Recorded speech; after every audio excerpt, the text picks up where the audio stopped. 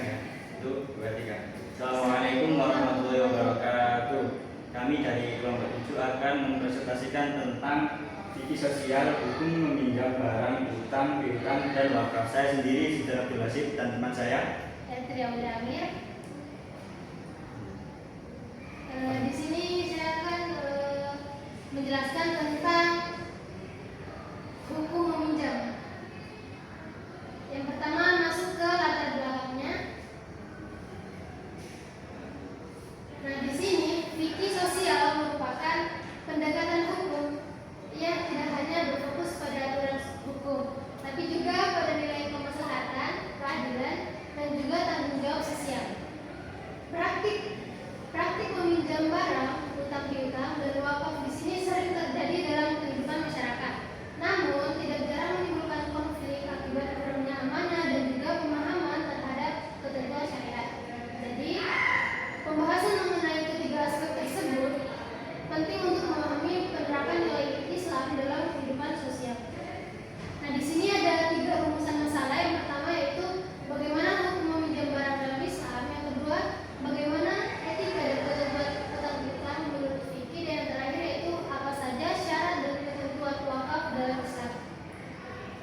Masuk dalam materi hukum meminjam barang.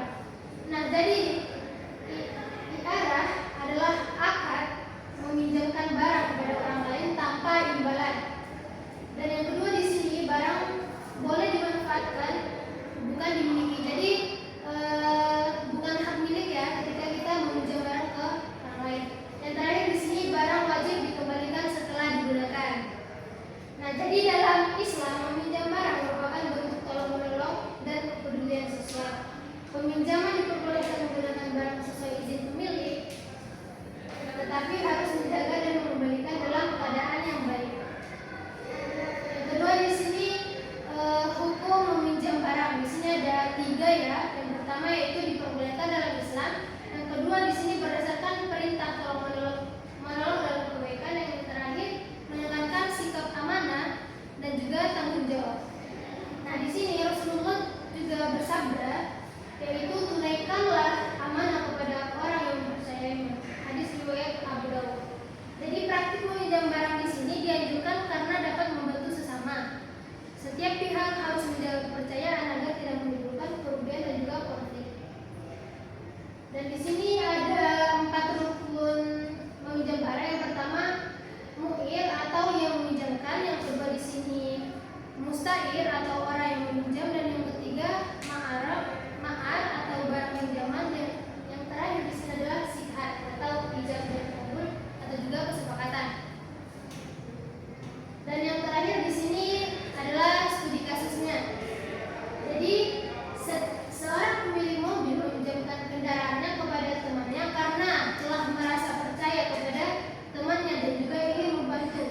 Namun setelah mobil ini berada di tangan peminjam atau temannya, kendaraan tersebut justru dijual tanpa sepengetahuan dan izin pemilik untuk memperoleh keuntungan pribadi. Akibatnya pemilik mobil mengalami kerugian materi dan juga hilangnya rasa percaya, sedangkan pelaku harus berhadapan dengan proses hukum. Jadi dalam perspektif fikih sosial, tindakan tersebut merupakan bentuk pengkhianatan amanah dan juga bertentangan dengan nilai kejujuran, tanggung jawab, dan juga tolong menolong dalam Islam. Selanjutnya masuk dalam materi etika dan ketentuan utang piutang yang akan dilanjutkan oleh rekan saya di Persilakan. Baik, terima kasih Mbak Etri. Nah, di sini lanjutkan dari Mbak Etri, yakni etika dan ketentuan tentang utang piutang.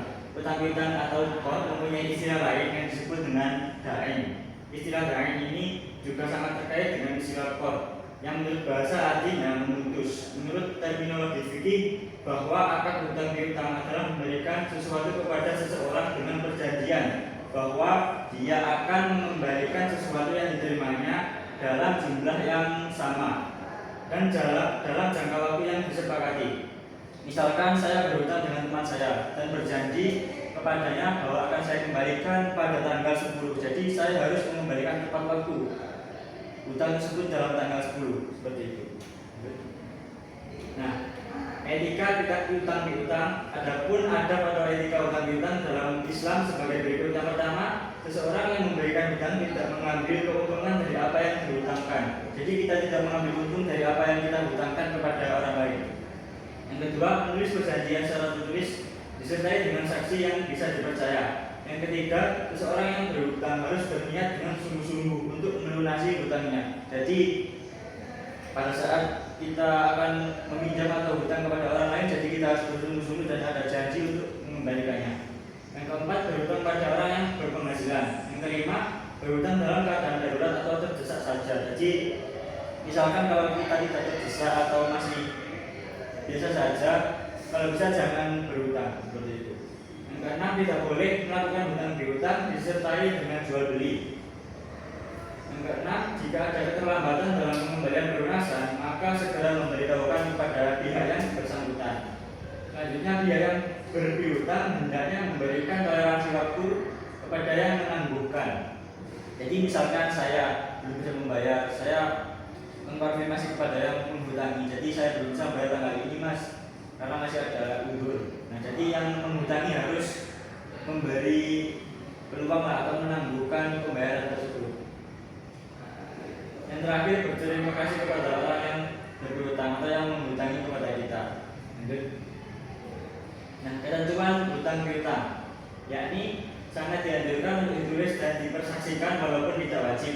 Selanjutnya, pemberi hutang tidak boleh mengambil keuntungan atau manfaat dari orang yang berhutang. Jika hal ini terjadi, maka termasuk kategori riba dan haram. Yang ketiga, melunasi hutang dengan cara yang baik. Yang keempat, berhutang dengan niat baik dan akan melunasinya. Yang kelima, tidak berhutang kecuali dalam keadaan darurat. Yang keenam, jika terjadi keterlambatan karena kesulitan keuangan, hendaklah orang yang berhutang memberikan kepada orang yang berhutang. Selanjutnya, segera melunasi hutang. Yang terakhir, memberikan tenggang waktu kepada orang-orang yang sedang kesulitan dalam melunasi hutang dalam jatuh tempo.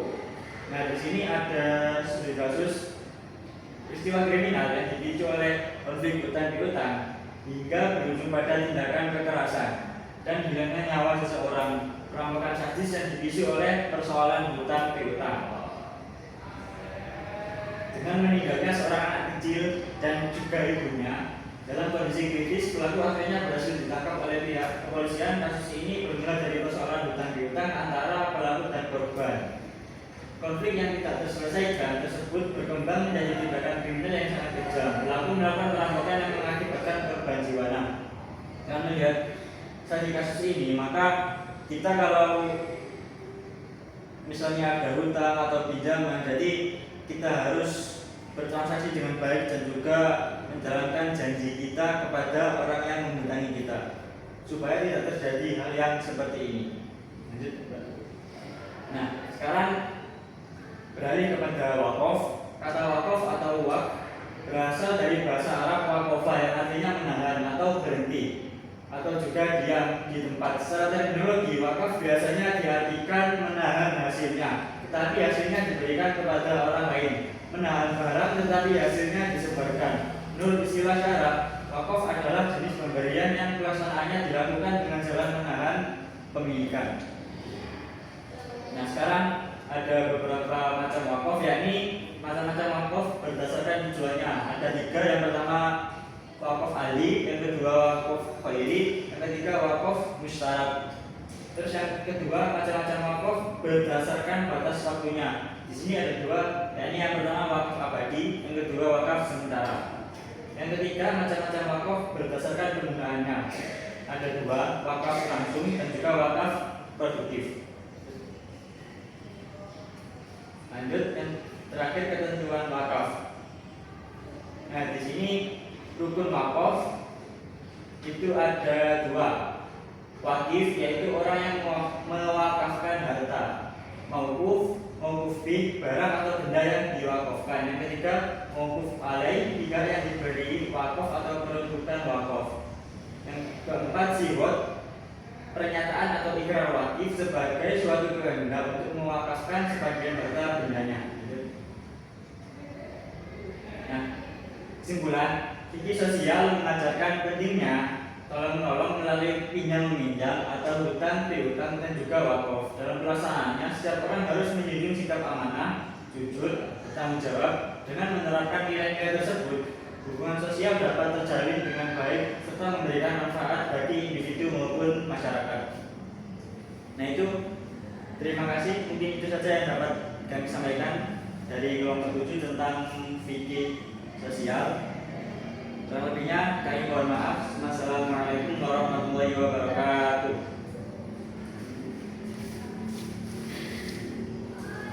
10 menit cuy.